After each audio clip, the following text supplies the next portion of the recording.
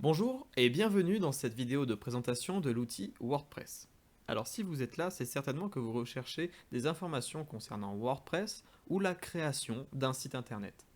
Alors on va voir brièvement ensemble comment fonctionne WordPress et comment avec WordPress on peut créer son premier site internet simplement. Alors on va tout simplement déjà répondre à une question, qu'est-ce que c'est WordPress? Eh bien c'est une sorte de moteur de création de site web. On appelle cela un CMS en l'occurrence, Content Management System, ou en bon français, système de gestion de contenu.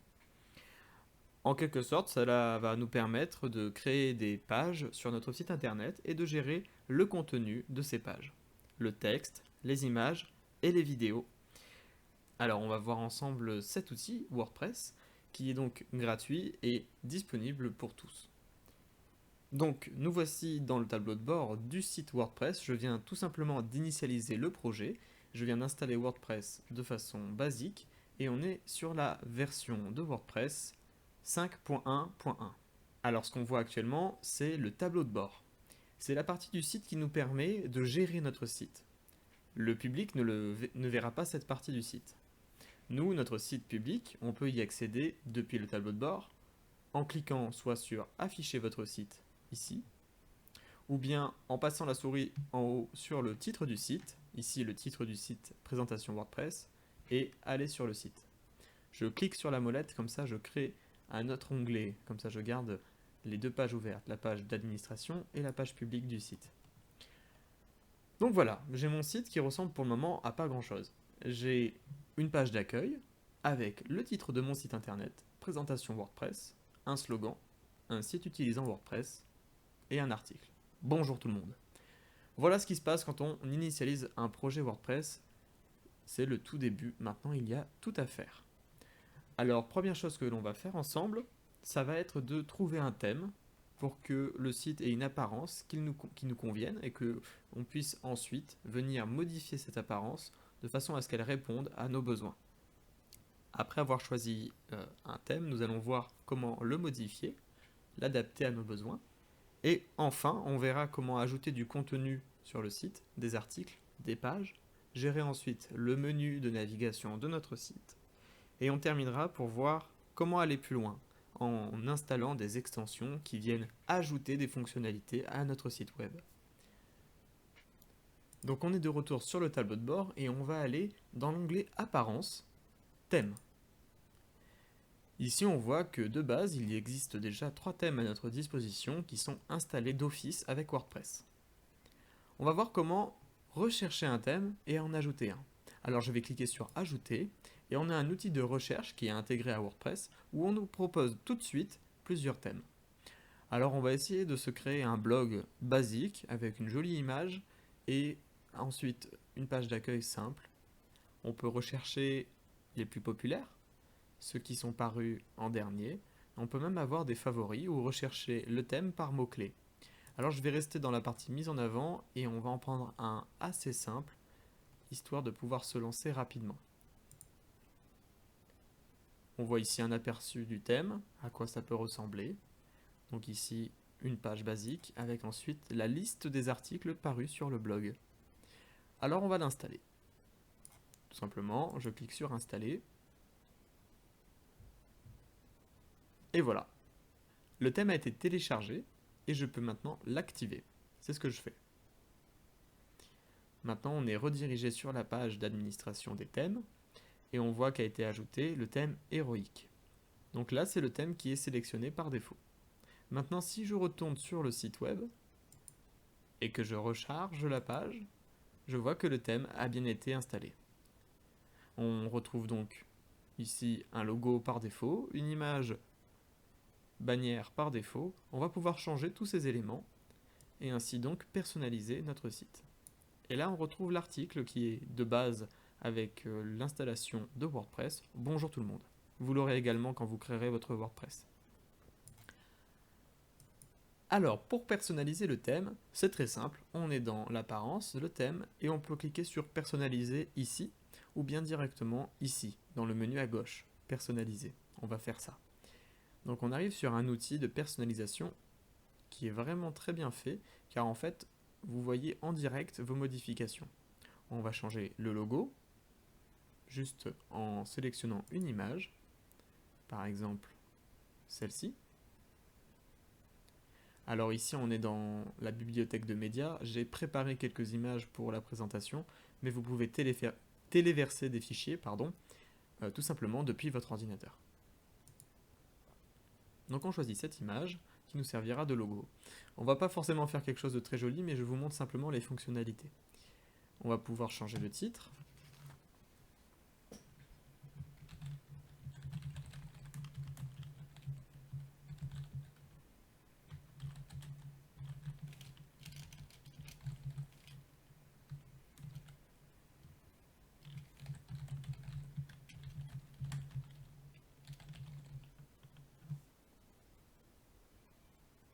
On peut également changer l'image qui est en arrière-plan, juste ici. Changeons l'image, on va mettre celle-ci, et on valide. Une fois les modifications effectuées, je clique sur Publier. Voilà. Maintenant, on peut quitter cet outil de modification du thème, et on arrive sur notre page, et on voit donc les modifications qui ont été prises en compte. Le logo a été changé, ainsi que le reste. Voilà, donc c'est vraiment une présentation basique de ce que l'on peut faire avec un thème et de la modification qu'on peut effectuer sur le thème. Vous verrez que selon le thème que vous allez choisir et installer sur votre WordPress, vous aurez vraiment beaucoup de possibilités de personnalisation de votre système WordPress. Maintenant, on va parler un petit peu du contenu. On va voir ensemble comment gérer en fait finalement le plan du site. Comment créer des pages, gérer nos articles, et ainsi créer le contenu de notre site web. Là, on voit que par défaut, on a une page d'accueil qui s'appelle Home. Vous voyez, on est dessus si je clique dessus. Et une page d'exemple.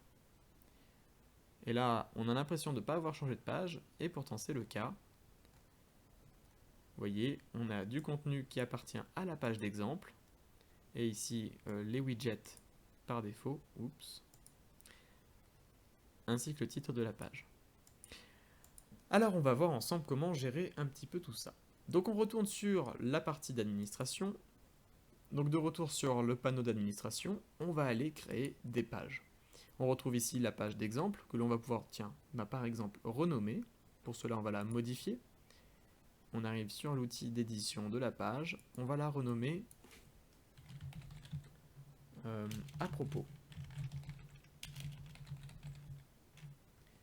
On laisse le contenu. On ne va pas y toucher, et on met à jour. On va créer une nouvelle page en revenant donc dans la catégorie page. Et on va se créer une page nous contacter. Pour cela, je clique sur ajouter. Je donne le titre à la page nous contacter. Et je saisis du contenu, peut-être les coordonnées, l'email, etc.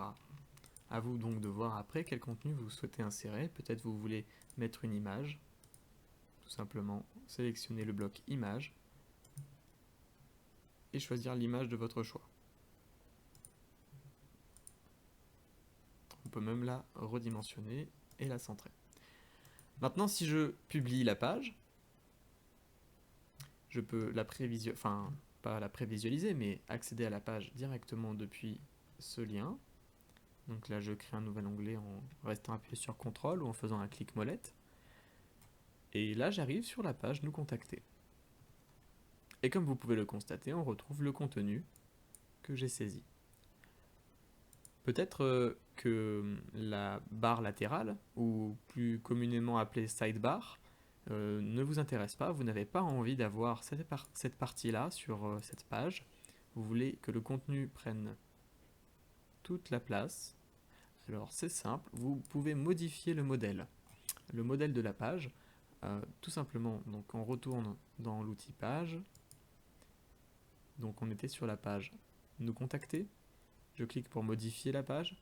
Et ici, j'ai la gestion des modèles. Alors, on était sur le modèle par défaut. Et moi, je veux que ça fasse une pleine largeur. Page en pleine largeur. Je valide. Je mets à jour.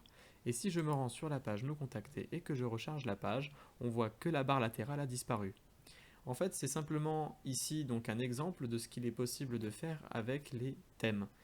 Les thèmes vous proposent des modèles, et là vous en avez donc ici quelques-uns, il me semble 3. Selon le thème, vous aurez plus de possibilités et plus de modèles à votre disposition. Il existe également des professionnels qui peuvent modifier un thème et ajouter pour vous des modèles. Pour cela, il faut avoir quelques bases en programmation. Néanmoins, vous voyez, ici, je n'ai rien codé et je peux modifier l'apparence du site. Voilà, on a réussi à créer une page, la page Nous contacter, et on se rend compte que la page a été automatiquement ajoutée à notre menu. Alors on verra un peu plus tard comment gérer le menu de navigation. Mais avant tout, on va voir ensemble ce qu'est un article, parce que là on a créé une page. Mais on veut faire un blog, et pour faire un blog, donc on va avoir besoin d'articles. Pour cela, on retourne sur la partie administration du site et on constate donc qu'on a le menu article. Ici on trouve l'article qui est généré par défaut à l'installation de WordPress. Bonjour tout le monde. Si je clique sur ajouter, je vais pouvoir créer mon premier article.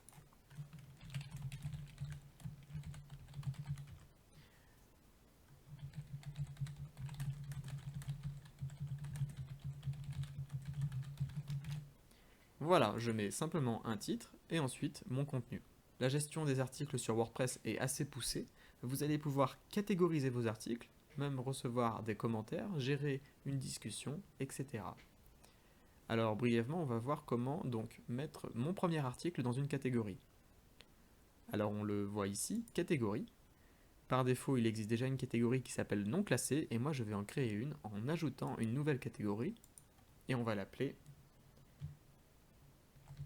le début. Non, c'est pas bien. Les débuts.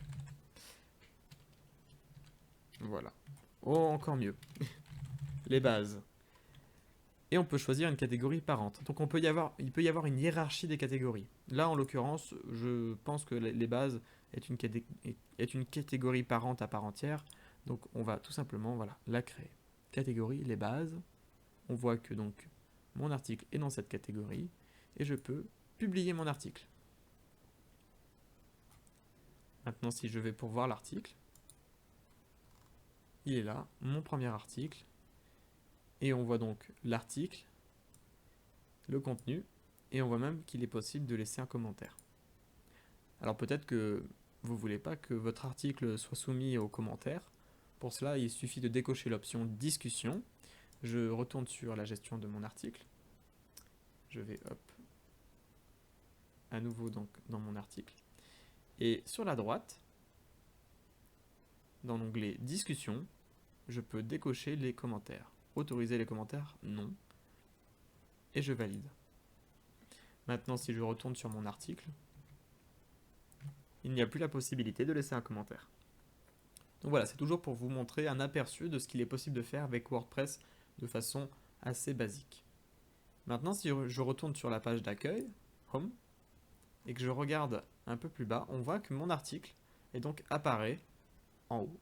Voilà, nous avons donc maintenant 2 articles accessibles depuis la page d'accueil. On constate également dans la barre latérale qu'ils apparaissent dans articles récents. On retrouve également la catégorie les bases, et si je clique, je vais avoir la liste des articles qui sont dans cette catégorie, en l'occurrence un seul, mon premier article. Voilà, c'est à peu près tout pour la gestion du contenu vraiment de base, et on ne va pas aller plus loin parce que sinon on pourrait y passer beaucoup de temps. Donc je reviens sur mon tableau de bord et on va voir ensemble comment gérer les menus. Donc me voilà de retour sur le tableau de bord et je vais aller donc modifier mon menu depuis le menu Apparence, Menu. Par défaut, quand WordPress est initialisé, il n'y a aucun menu pour le moment de créer. On en voit bien un ici en haut et en fait c'est tout simplement la liste des pages qui sont disponibles sur le site. Alors on va créer notre premier menu pour pouvoir le gérer. Vous voyez, il est noté créer votre premier menu ci-dessous. On va l'appeler menu 1 et par défaut donc on nous propose l'accueil, à propos et nous contacter, donc les 3 pages qu'on a déjà sur le site. Très bien. Alors c'est parti, on crée le menu. Alors on note que ça s'appelle accueil, à propos et nous contacter. J'enregistre. Retenez bien que ici il y a marqué accueil. Si je retourne sur le site, je me dis c'est bon, j'ai créé mon premier menu et en haut donc on va voir accueil. Eh bien je recharge la page et ça n'a pas changé. Pourquoi? Parce qu'il faut que je gère l'emplacement de mon menu. J'ai créé mon menu 1, maintenant il faut que je lui dise qu'il correspond à cet emplacement en haut du site, c'est-à-dire le menu de navigation. Donc je reste depuis l'administration et en haut, à côté de modifier les menus, je clique sur gérer les emplacements et je peux choisir le menu que je viens de créer, le menu 1. Donc pour l'emplacement, menu principal, le menu de navigation que je trouve en haut du site. J'enregistre les modifications et si je retourne sur mon site et que je recharge la page, ça y est, on voit marqué accueil. Donc nos modifications ont été prises en compte. Alors on retourne dans la modification des menus et on va voir brièvement ensemble comment un petit peu gérer le menu, ajouter des liens et les modifier. Alors déjà, il est possible de créer un menu avec des sous-menus. Par exemple, au passage de la souris, j'ai envie d'accéder à d'autres pages. Donc on va faire une simulation, on va donc se dire, quand je passerai la souris sur le mot accueil, je vais passer la souris dessus et je veux que ensuite il y ait un menu déroulant avec le à propos et nous contacter. Eh bien c'est très simple, ici je décale simplement mes blocs afin qu'ils soient des sous-éléments du terme accueil. Vous voyez, ils sont passés en mode sous-éléments et ils sont donc des sous-éléments du mot accueil.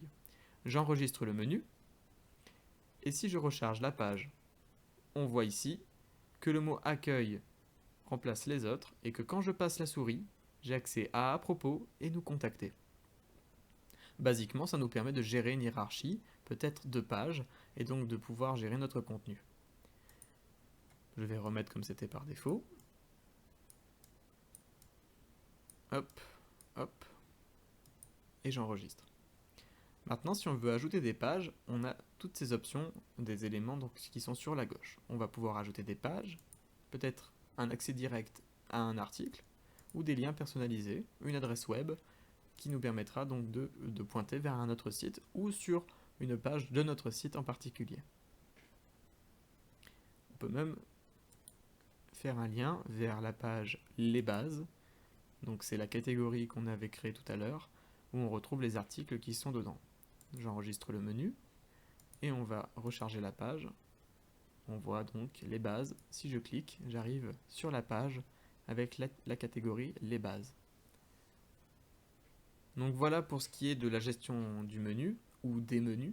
Alors il faut savoir qu'on peut aller beaucoup plus loin, mais c'était simplement pour vous donner un aperçu de ce qu'il est possible de faire. Maintenant, on va voir ensemble qu'il est possible d'aller plus loin et d'ajouter des extensions à WordPress pour des besoins spécifiques. Peut-être qu'aujourd'hui, on a créé une page Nous contacter, c'est ce qu'on a fait ici, et on aimerait dans la page Nous contacter avoir un formulaire de contact. Alors de base, WordPress ne permet pas de créer un formulaire de contact. Donc on va devoir ajouter une extension pour pouvoir faire ça. On va aller donc dans Extensions, et on va cliquer sur Ajouter. Nous, on veut ajouter une extension qui nous permet de faire un formulaire de contact. Alors je tape le mot-clé contact et je vais choisir l'extension qui a l'air assez populaire ici, Contact Form 7. Je clique sur Installer et une fois installé, je l'active. Super, donc j'ai installé ma première extension, Contact Form 7. On observe tout de suite que le menu à gauche a été mis à jour et que j'ai un nouveau menu, Contact. Je vais pouvoir créer un formulaire de contact. On voit que par défaut, mon premier formulaire de contact est déjà créé. Formulaire de contact 1. Alors, je vais regarder si c'est ce que je veux. Ça a l'air pas mal. On demande un nom, une adresse de messagerie, une adresse mail, la raison de la prise de contact, un objet, un message et le bouton envoyer. Je ne vais pas le modifier parce qu'il répond à mon besoin.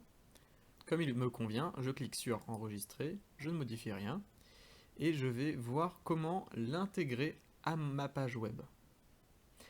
Alors on voit ici, il est marqué copier ce code court et collez-le dans votre article, page ou widget. Alors moi j'ai une page Nous contacter.